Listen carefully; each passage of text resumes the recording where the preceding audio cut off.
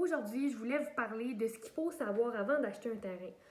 En fait, là, il y a énormément de gens qui rêvent de construire la maison de leur rêve sur un terrain et les gens magasinent parfois quelques années avant le projet de construction. Ils veulent faire l'acquisition de leur terrain puis des fois, ils ne savent pas encore le type de construction qu'ils veulent faire, mais ils veulent tout de suite acheter le terrain, le payer pendant quelques années, éventuellement vendre leur maison et construire. Donc, je vous parle là, de ce qu'il faut savoir avant de se lancer dans votre projet. La première des choses à vérifier quand on achète un terrain, c'est est-ce qu'il est construisible.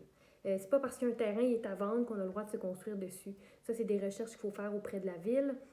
Parce que, par exemple, le terrain pourrait avoir des milieux humides, il pourrait avoir des limitations au niveau de la ville, que ce terrain-là particulièrement, vous n'avez pas le droit de vous construire dessus. Exemple, il y a un pourcentage du terrain qui est en protection de la faune ou peu importe. C'est toutes des choses qu'il faut vérifier qui sont très importantes.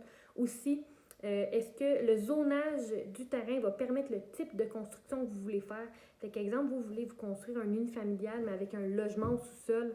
Est-ce que le zonage permet d'avoir un logement dans votre maison? Peut-être pas. Ça va être tous des éléments qu'il faut vérifier aussi auprès de la ville. Les règlements de construction de la ville, est-ce que, par exemple, la maison que vous voulez construire, par exemple, elle fait, on va dire, 10 000 pieds carrés, elle est immense. Mais est-ce que la ville permet une construction de 10 000 pieds carrés? Ou encore, si vous rêvez d'une mini-maison, est-ce que la ville permet la construction de mini-maison? Probablement que non. En fait, il y a très peu de villes qui l'autorisent. Fait que des fois, il faut faire attention. Le projet qu'on a en tête, même s'il n'est pas encore 100% défini, puis on n'a pas encore les plans de construction, bien, c'est important quand même de se renseigner avec ce qu'on a en tête comme projet à la ville pour être sûr qu'on puisse le faire éventuellement si c'est pour dans quelques années. Ensuite, est-ce qu'il y a des limitations quelconques avec le terrain? Par exemple, au bord de l'eau, là, on voit souvent ça. Il y a une maison qui est on va dire, on achète un terrain au bord de l'eau, puis le voisin qui est en arrière de nous, lui, il a une servitude de vue. Donc, vous ne pouvez pas construire peut-être plus qu'un étage parce que vous allez lui cacher la vue. Mais ça, c'est des éléments qui sont vraiment importants à prendre en compte parce que quand vous allez bâtir, vous ne pourrez pas faire ce que vous voulez. Fait que ça, ces informations-là, on peut les retrouver souvent au registre foncier ou encore sur les certificats de localisation, là, ça va être tout mentionné. Autre élément super important que souvent les gens ne vérifient pas, est-ce qu'il y a des projets à venir dans le secteur? Fait qu'est-ce que, je ne sais pas, la ville vient d'autoriser un projet de développement de condos, puis vous pensiez avoir un immense terrain, être entouré de bois, puis là, du jour au lendemain, ça se fait tout raser, puis vous vous retrouvez avec des tours à condos autour de vous. Fait que ça, c'est super important aussi de vérifier cet élément-là. Est-ce que le terrain est prêt à construire? Est-ce que vous allez devoir déboiser, excaver, remplir votre terrain? Est-ce qu'il va y avoir de la décontamination à faire? Est-ce qu'il y a des tests qui ont été faits déjà justement par rapport, exemple, à des tests de sol pour voir si le terrain est contaminé? C'est sûr qu'on est capable souvent en ligne d'aller voir la liste des terrains contaminés, à savoir est-ce qu'il y a déjà eu une vieille station d'essence, par exemple, sur le terrain, puis il y a du pétrole qui est rentré dans le sol, le terrain est contaminé, bien, vous n'allez peut-être pas avoir le goût de l'acheter, ce terrain-là, sachant cette information-là. Est-ce qu'il y a des tests qui ont été faits par rapport à l'installation d'un puits? Parce que c'est un élément très important. Est-ce que quand on va faire le puits, il va falloir creuser 100 pieds ou il va falloir en creuser 1000? C'est important de le savoir parce que les coûts vont varier beaucoup, là.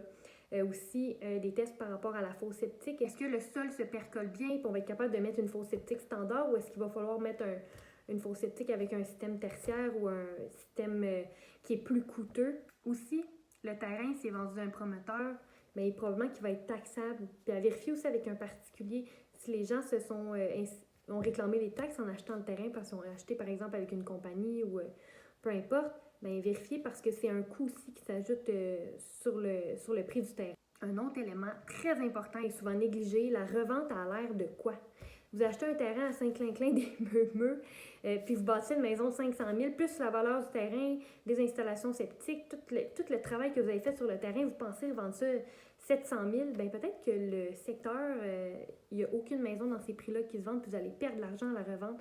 Fait que ça, c'est important de faire une petite étude de marché, à savoir le type de construction que vous voulez bâtir sur le terrain va bien se revendre dans quelques années parce que même si vous ne prévoyez pas de vendre au moment qu'on bâtit, des fois on pense qu'on va rester là pour toujours. Bien, des fois il y a des petits projets, les projets changent, puis ça se pourrait que vous deviez déménager plus tôt que prévu, puis c'est plate de perdre des centaines de milliers de dollars parce qu'on n'a pas bien étudié le type de construction qu'on voulait mettre. Voilà, en fait, c'était mes éléments les plus importants à vérifier avant de faire l'achat d'un terrain. Puis n'oubliez pas que l'achat d'un terrain, ben, on paye aussi une taxe de bienvenue, on paye aussi des frais de notaire. C'est un petit peu la même affaire que d'acheter une maison.